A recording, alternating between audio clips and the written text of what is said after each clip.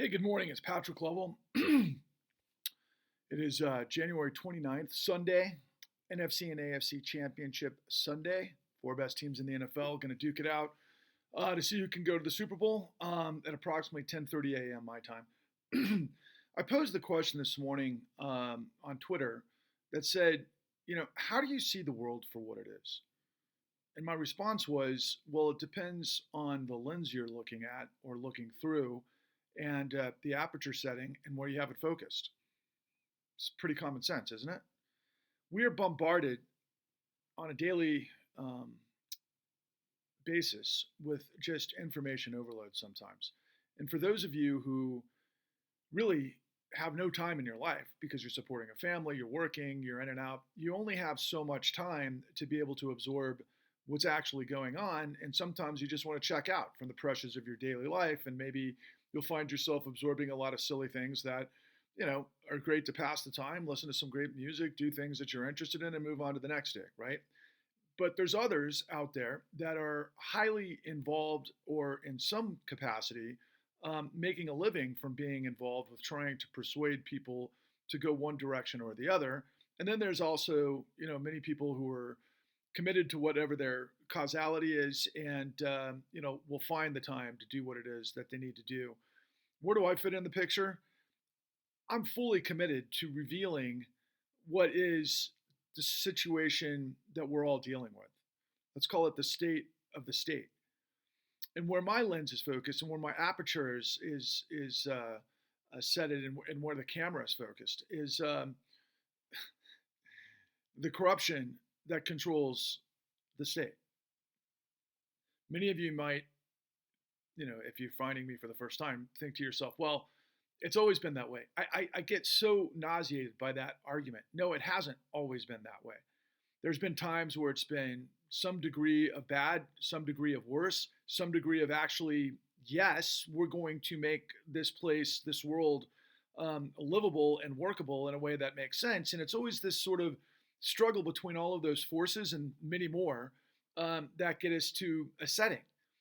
But as this Tyre Nichols event has further exemplified that we can all extrapolate from, is that no matter who you are, you can watch that video and see a young man not fighting back who was brutalized by the police, even though they were his own color, in a methodology that was just complete power for whatever reason. Tyre Nichols got pulled over for a traffic violation. The causality of force under those circumstances, given everything that's been out there publicly, and I'm sure there's even more information that we haven't seen, but it's absolutely clear, and I don't need pundits to tell me what to think after seeing the videos myself and listening to the audios myself and everything that I've been able to get through social media to understand what took place.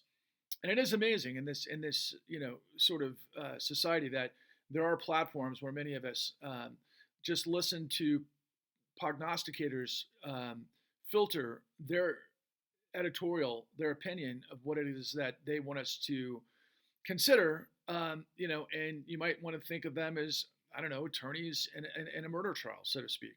And we're all the public, we're all the jury, we're all the grand jury. And, my takeaway from this, given everything that I've been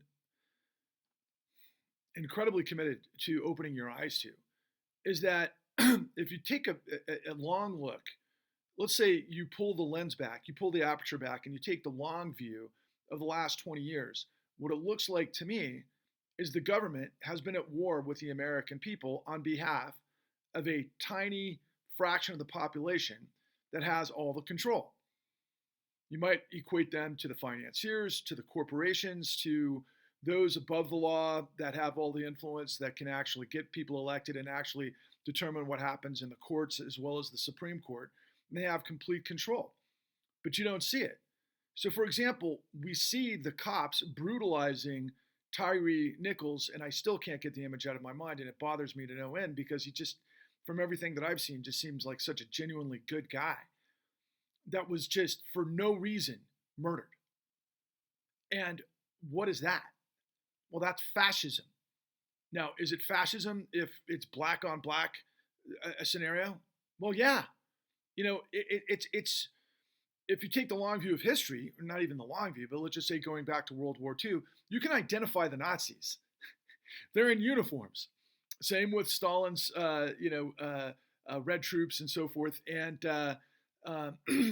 you know, the Confederates, for example, you could identify them. There were plantation owners. There was, the vertical of everything that made the plantation operate the way it does. And then, of course, the slaves. Pretty easy to identify. In this day and age, you can't see the forest for the trees because the power that operates in the same banality of what I just described to you, and many would refer to these scenarios as capitalist, but I don't call them capitalists because, see, capitalism is twofold. One is, yes, it's private ownership for profit, but it's capital as a methodology, an exchange of value, a currency of exchange that enables verticals to exist. And if the nature of capitalism demands risk reward, that's the whole point of capitalism. You invest money in the supposedly the most efficient, cost productive uses that society needs. But of course, it's not exactly that way in a vacuum in an idealized space. In fact, quite the opposite. Over the course of at least the last 20 years, maybe 30, we've been on this march for at least 30 years that I'm aware of. And, now I see it as clearly as you all see what happened to Tyre Nichols. And so, for example, I call the system corporate fascism undergirded by a criminal syndicate. What do I mean by that? Some people would argue that saying corporate fascism is redundant. Well, based on the methodology of the sort of mechanics of the autocracy, right? Centralized power, CEO, board of directors, decision-making process. That's in some level of definition in terms of how far you want to push the actual definition box. You could say, yeah, that's in a way fascism, but fascism, of course, is towards a right-wing ideology where the state is above anything else. So if the state relies on production to control the people and to feed the people and to do whatever that we need to survive as a society, but it's central and it's controlled, and in the case of Nazis, it was cost controlled. In the case of the United States, you have corporations that have influence in Congress and any sort of methodology in terms of the balance of powers that were supposed to regulate said corporation to where if they do things that poison, poison people, destroy people, kill people, produce things that aren't exactly what it is, that we have a myriad of laws to be able to deal with that, and we're supposed to have accountability. But if you don't have accountability, A, you don't have the integrity of law, so you don't live in a democracy. That's the whole thing it's predicated upon. And then in terms of capitalism, if there is no creative destruction, where if there's bad management that destroys the people that are consuming it and they stop consuming it, you therefore no longer have a vertical of consumption. And so therefore that scenario can't operate and it fails. That would be actually capitalism. But that's not what we have. We have the Federal Reserve of the United States that uses the full faith and credit of the United States that got that where based on a debt-fueled scenario, based on the dollar having global hegemony, and then ultimately the dollar being the world's reserve currency, enables us to debt finance. And there's a pattern very similar to climate, if you will, in terms of how money flows into the system, goes into supposedly productive services, to build an economy that then gets pumped back into in two different ways.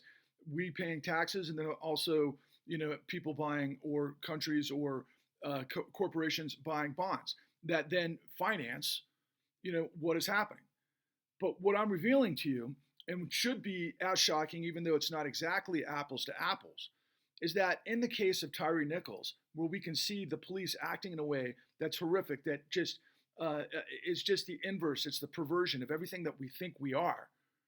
That we have black officers that are part of the lead gang that are actually preying upon somebody who was, defenseless. And he didn't do anything. I mean, did the Scorpion unit go after gangbangers and drug dealers and bad actors in the community over the course of the last 2 years? I suspect that they did, and I suspect that we don't have cameras on that for a reason. But in this particular case, it creates this emotional reaction, this response. It's like, this is unacceptable. The cops got arrested. They should and may be charged with murder and hopefully prosecuted for murder. And ultimately, that might be the circumference of justice in a way. But the fact that it happened in the first place is just, that's what's got to stop. We fuel this scenario where there's this hierarchy of power. Many refer to it as white supremacy, and it is, but it's also the power of the machine, okay? And in the machine that I continue to reveal to you, that's extraordinary, is that we have CEOs of corporations that intentionally created a fraud criminal enterprise that every aspect of the stopgap system was perverted so that they could get more money in modern executive compensation based on short-term profitability. That's how the system works. And it was all a racketeering enterprise to dupe, to deceive, to set up consumers and investors around the world that destroyed millions upon millions of lives. But instead of sending the police out there to brutalize them, what we do is we gave them trillions upon trillions upon trillions of dollars so that they can operate above the fray through the divine right of kings, because the entire system of accountability is in on it. And so the judges that have been allowing servicers and foreclosure mills to use documentation fraud to steal houses that they don't own, in the case of millions of people over the course of 12 years after the United States government admitted through all of the paperwork. Take my word for it. If you don't want to spend the time to go watch the con, listen to the truth bombs or the what the fuck files and everything that we've done through every aspect of our initiatives, you can go look up what happened. The Federal Crisis Inquiry Commission. Read the 687 plus pages of 1,000 people that testified to the sum total of what reveals that the entire system was a fraud engine. But they only did 11 criminal referrals, by the way, as opposed to 30,000 criminal referrals that we did in the savings and loan crisis for a fraud that was 1/180th the size of what took place in 2008. And the judges are doing this with impunity. They're rubber stamping illegal foreclosures, what many people call fraud closures. So there was the Federal Crisis Inquiry Mission. Then we had settlement after settlement after settlement with the too big to fail banks, where they ultimately paid $250 billion in fines. But we have statement of facts in every one of these cases that explain and reveal exactly what I'm telling you. But they did it in civil settlements. They didn't go to the criminal apparatus. The DOJ under Holder said that we can go do a criminal indictment, a criminal investigation, whatever we want. But what they did was they stole the American people through the complicit media that problem solved. Yeah, but there was no problem solved. They kept doing it. And then we had the national mortgage settlement, which identified precisely what it is that I'm revealing to you. But it's 2023. The national mortgage settlement happened in 2012. And in that time period in between, that 11 years, millions of people were foreclosed upon using illegal documentation fraud. In the cases of millions of foreclosures. And our registry of deeds and everything that makes up what is the legitimacy of our land recordation system has been completely nuked. And it doesn't work the way it's supposed to work, because what we allowed were criminals in the system to jumble everything because they were getting fees on the short term, and then they got fees blowing this thing up because the Federal Reserve literally was the one that fueled it all from beginning to end and continues to. For the last 13 years, we have been dealing with quantitative easing in addition to the $29 trillion that I revealed to you that happened in 2009, which was the ultimate coup d'etat. We see this in all of our fictional depictions of good versus evil. I mean, you can go to everything George Lucas, and this is pretty much the story. But the detail is that Many of you on this policing scenario, defund the police, educate the police. Do we need police? Do we have different aspects of the police? In a case, and it's always the same conversation. It's almost like guns and gun lobbying and gun legislation and who can buy a gun and who shouldn't in different states and all of the other things. We have the same conversations over and over and over, but yet the system, the machine, continues to do what it does simply because of what it is that I'm revealing to you. They can etch a sketch an entire population. I mean, we could look at 9/11 and 20 years later, 21 years later, look at it and be like, we had two wars that actually went after situations that weren't directly involved with 9/11. That has nothing to do. Afghanistan was definitely involved with 9/11 because of Al Qaeda being in cons there. But in the end, we end up working with the Taliban, and it just was a racket that kept the engine of the military-industrial complex going while we still don't understand Saudi's role in 9/11, for example. Okay? I mean, we do, for those of us who know where to look, and it's public information. The FBI knew exactly who was in the country and what they were doing and what they weren't doing and who was funding them. They could have prevented. I mean, we have this. I can tell you right now, I just learned recently that I think we have an $18 billion apparatus within the intelligence community that deals with classified information. $18 billion for that alone. I don't know how gargantuan the military or the industrial,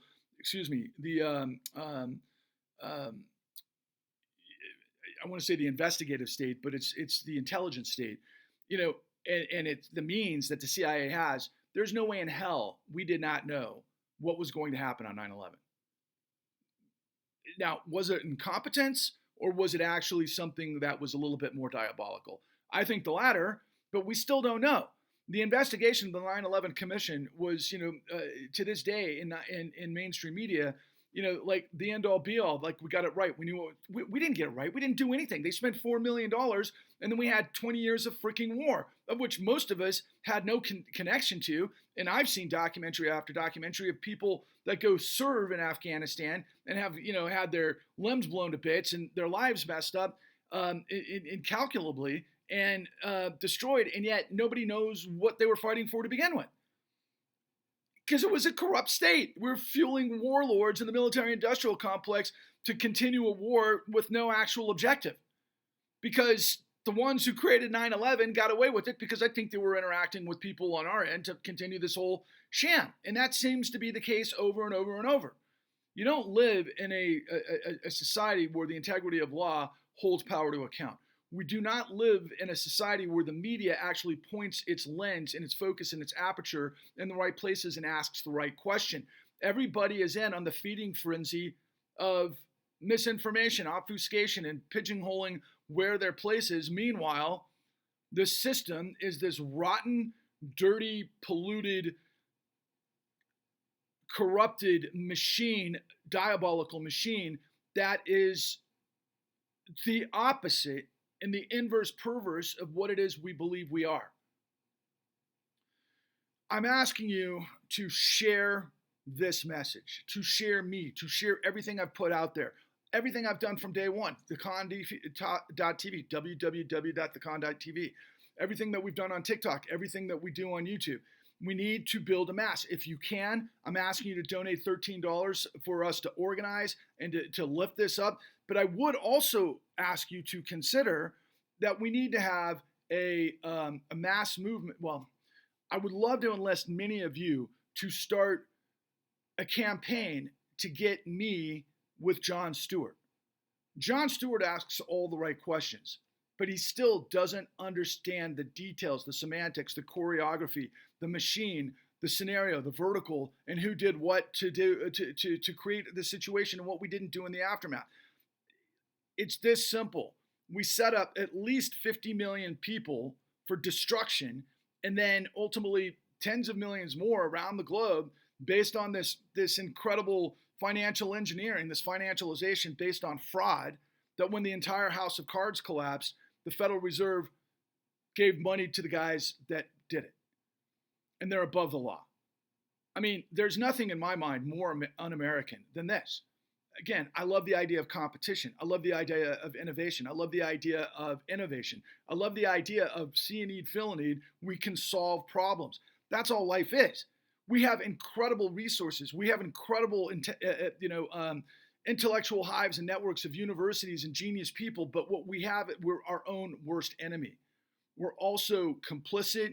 If we get paid to do something, we don't come out of our academic hives. We don't speak truth to power. What we do is we just look at a situation like Tyre Nichols and go, oh my God, and then turn the page. And it happens over and over and over. If you're as sick of it as I am, if you're sick of being sick and tired of this perversion, of this betrayal, we have got to get control of this maddening situation, and we've got to reboot the United States of America to do what it's intended to do. Separation of powers and accountability and the integrity of law. And not to pervert the landscape by providing trillions of dollars to liquidity to a corrupt financial system that has control of everything. Thank you for listening. Onwards and upwards.